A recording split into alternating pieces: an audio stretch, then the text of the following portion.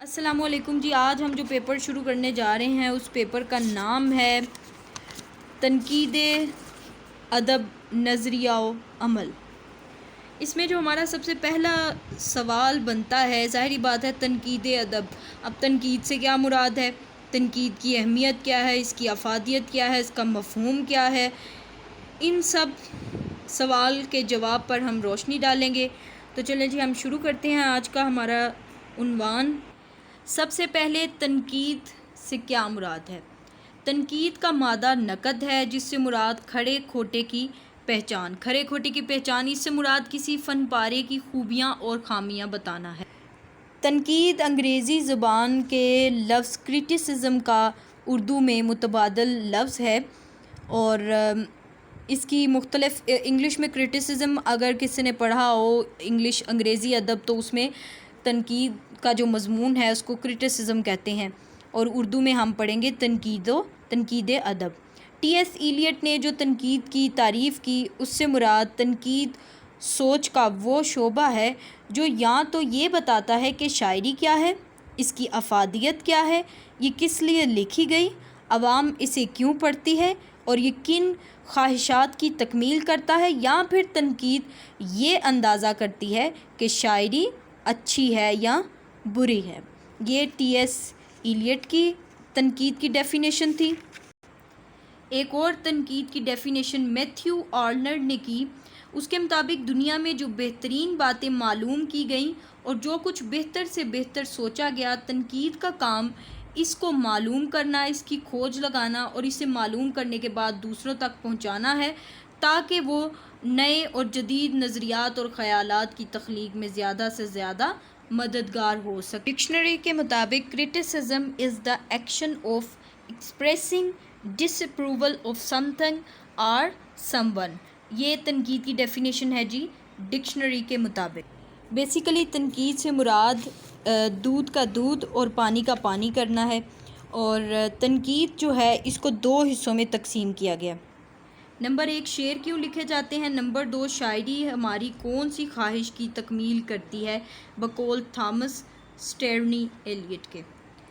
یعنی تنقید کے دوسرے حصے میں وہ شاعری کی اہمیت اور افادیت سے آگہی کی ہدایت کرتا ہے، اور اس کی چند منازل ہیں، یعنی شاعری سے لطف اندوز ہونا، شاعری اپنی رائے کا اظہار کرنا، شاعری کو سمجھنا، شاعرانہ اصناف کو دوبارہ سے ترتیب دینا۔ اب ہم بات کرتے ہیں اصول تنقید اور تنقید کے مقاصد کے بارے میں۔ تنقید کے مقاصد کا تعین کرتے ہوئے جو کریٹسٹ تھے، انہوں نے دو گروہوں میں اپنے آپ کو تقسیم کیا۔ ایک یعنی دبستان کے لوگ ادب کو محض تفریح اور وقتی مسرت کا ذریعہ سمجھتے، جبکہ دوسرے مکتبہ فکر کے لوگ اس کی افادیت اور مقصدیت کے قائل ہیں۔ یعنی تنقید کسی مقصد اور افادیت کے تحت کرنے والا ایک گروہ، اور ایک گروہ جو ہے وہ کہتا تھا کہ بس شاعری جو ہے وہ تفریح اور محض لطف اٹھانے کے لیے کی جاتی ہے۔ اور پھر ان دونوں گروہوں میں کچھ اتفاق قائم ہوا، جن کی بنا پر تنقید کے اہم مقاصد اور اصول جو ہیں وہ مندرجہ ذیل ہیں۔ اصول تنقید اور تنقید کے مقاصد میں جو سب سے اہم جو ہے وہ مقصد اس کا یہ ہے کہ اس میں محاسن و معائب کا جائزہ لینا۔ محاسن و معائب کا جائزہ لینے سے کیا مراد ہے؟ یعنی بعض لوگ کہتے ہیں کہ جو ہے وہ صرف اور صرف ان کے محاسن پر ہی نظر رکھی جائے اور خامیوں کو تلاش نہ کیا جائے۔ بعض کہتے ہیں خامیاں تلاش کی جائیں اور اس کے محاسن پر غور و فکر نہ کیا جائے، لیکن اصل اور معیاری کام تو یہی ہے کہ دونوں باتوں کو واضح کیا جائے، یعنی خامیاں بھی تلاش کی جائیں اور خوبیاں بھی۔